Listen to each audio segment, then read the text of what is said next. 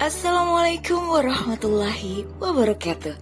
Selamat pagi anak cerdas, unggul, dan berkarakter. Berjumpa kembali dengan Ibu Deviana dalam pembelajaran Bahasa Indonesia. Kali ini kita akan belajar materi Bahasa Indonesia Kurikulum Merdeka kelas 10 semester 2. Eksposisi. Kokoh memihak di satu sisi.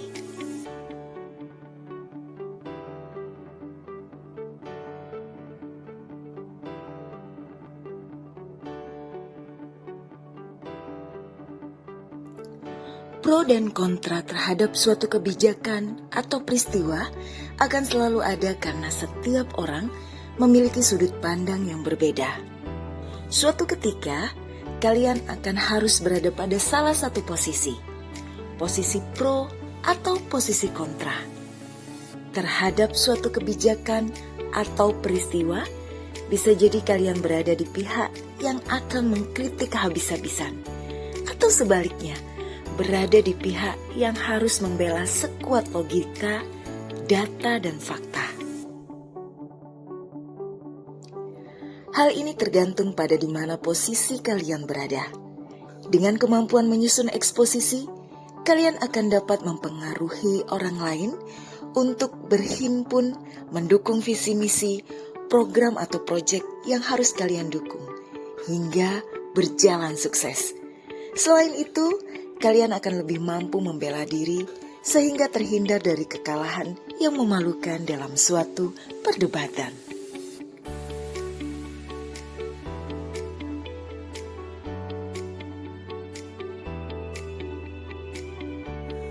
Pernahkah kalian melihat acara televisi seperti acara Dua Sisi, Indonesia Business Forum, dan Catatan Demokrasi di TV One, Mata Najwa di Metro TV, Political Show di CNN Indonesia, atau perdebatan di YouTube?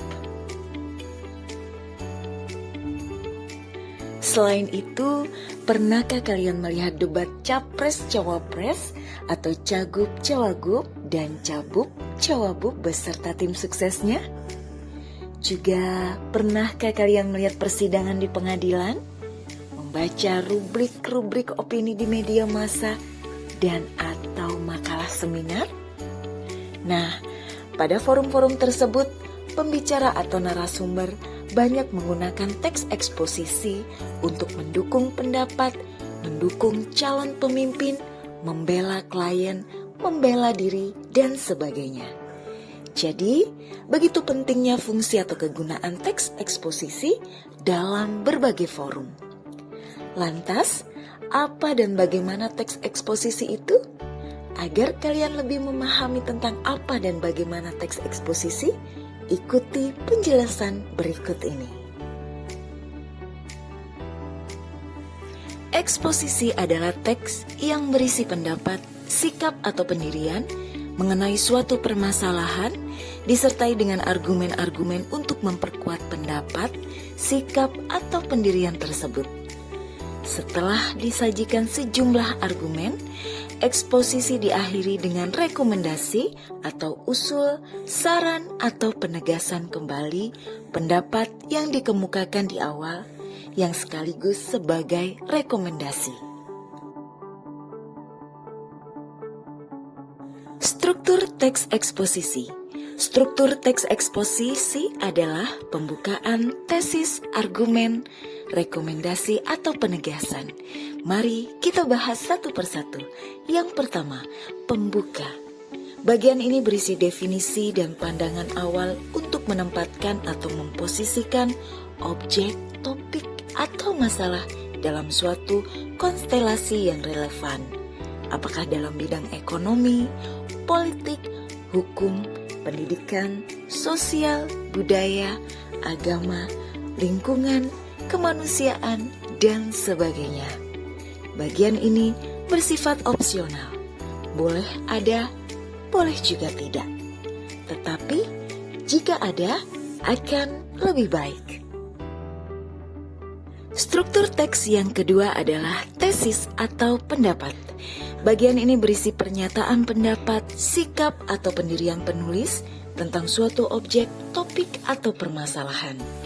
Di sini, penulis menyatakan setuju atau tidak setuju, memandang perlu atau tidak perlu, halal atau haram, boleh atau tidak, optimis atau pesimis, positif atau negatif, prospektif atau suram, konstruktif atau destruktif, dan sejenisnya terhadap objek, topik, atau permasalahan.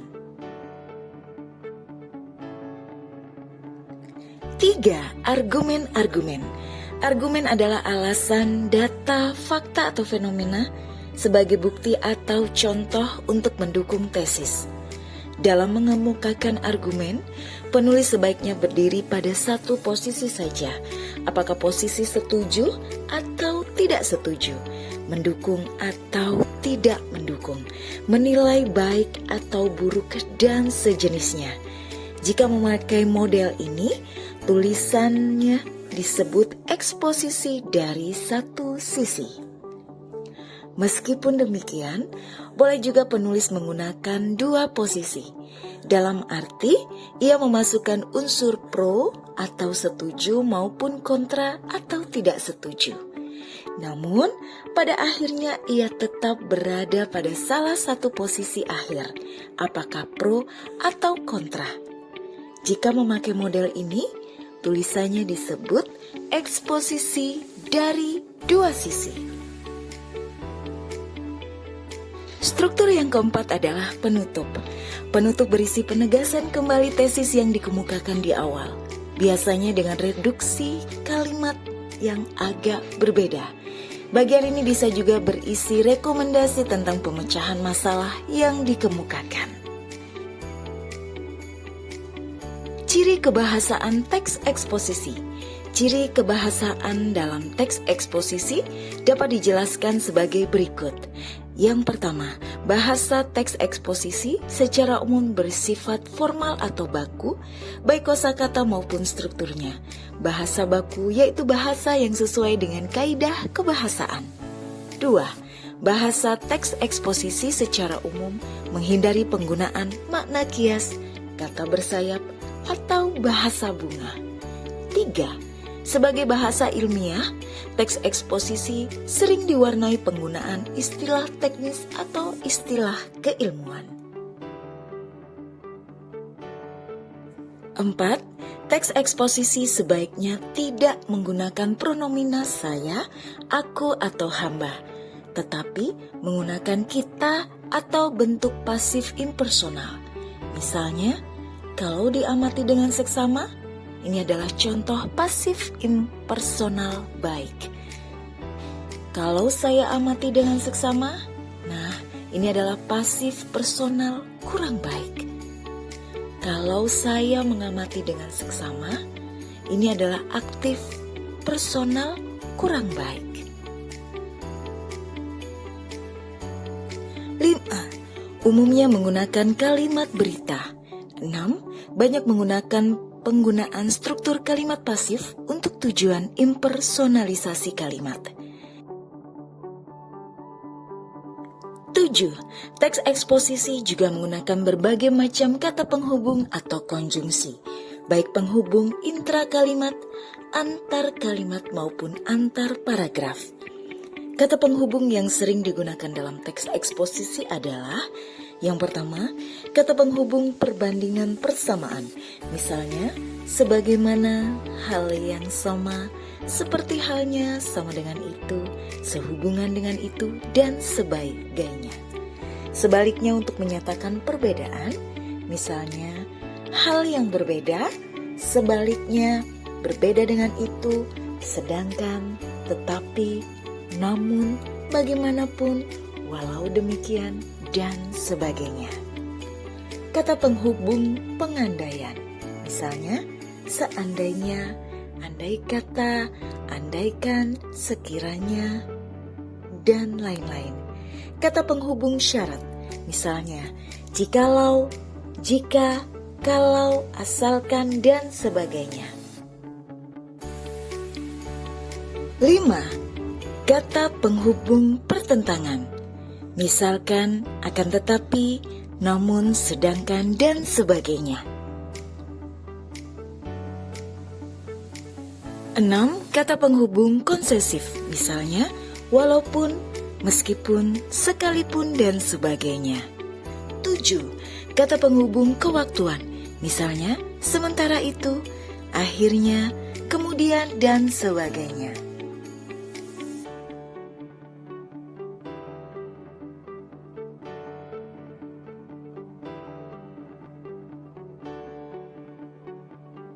Agar pendapat tidak dapat dibantah, pembicara atau penulis eksposisi harus menyampaikan argumen-argumen yang logis, disertai fakta-fakta dan data pendukung.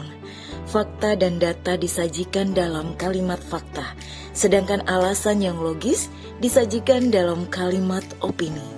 Ciri kalimat fakta adalah sebagai berikut. Yang pertama, menggunakan data, yaitu keterangan yang benar-benar ada atau nyata. Ada data kuantitatif berupa angka-angka dan data kualitatif yang tidak berupa angka. 2. Mengemukakan pendapat ahli atau lembaga. Misalnya, WHO mengatakan bahwa setiap tahun ada sekitar 3 juta kematian akibat polusi udara. 3. Menggunakan fakta-fakta atau hal, keadaan atau peristiwa yang merupakan kenyataan yang ada atau benar-benar terjadi, apa adanya tanpa ditambah-tambahi atau dibumbui dan tidak dilebih-lebihkan. Contohnya, dunia tumbuhan setiap tahun menghasilkan 94 miliar ton gas oksigen. Sementara itu, jasad renik hewan dan manusia menghisap oksigen dan menghembuskan gas karbon dioksida ketika bernafas. Ciri kalimat opini adalah sebagai berikut. Yang pertama, berisi pemikiran, pendapat, pandangan, pemikiran, gagasan, keyakinan, usul, saran, penilaian, penafsiran, atau interpretasi, prediksi atau perkiraan dari penulis atau pembicara.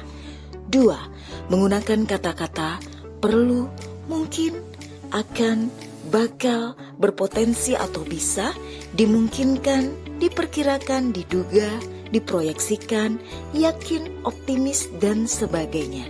Atau bisa diberi penumpu, sebaiknya, mestinya, tampaknya, kelihatannya, sepertinya, dan sebagainya. Contoh kalimat opini. Kita tahu bahwa kehidupan di dunia ini memerlukan keseimbangan yang tepat antara gas oksigen dengan gas karbon dioksida. Dengan demikian, pihak pengelola industri harus diperingatkan untuk turut serta menjaga keseimbangan penggunaan oksigen dan memasukkan oksigen dengan mengendalikan emisi karbon. Demikianlah pembelajaran kita hari ini. Sampai berjumpa di pembelajaran lainnya. Salam dari SMK Negeri 6 Surabaya.